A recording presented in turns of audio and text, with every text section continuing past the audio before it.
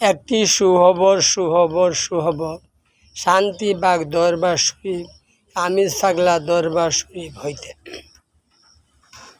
রামপুর বাহাদুর শরীফ আশুগঞ্জ বিবাড়িয়া বাংলাদেশ। পরীমণি কি দোষ? পরীমণি কেন বারবার জেলের ঘরে বন্দী হয় তার তথ্য জানতে চায়। অনেকে বলতেছে পরীমণি 200 কোটি টাকার মালিক হয়ে যায়। এরম দেখা যায় বাংলাদেশেও লক্ষ লক্ষ মানুষ নারীর ব্যবসা করে কোটি কোটি টাকার মালিক হয়ে যায়। পরীমণির কি দোষটা জানতে চায়। অল পৃথিবীতে নারীর ব্যবসা চলছে, পরীমণির দোষ কেন তার জানতে চায়।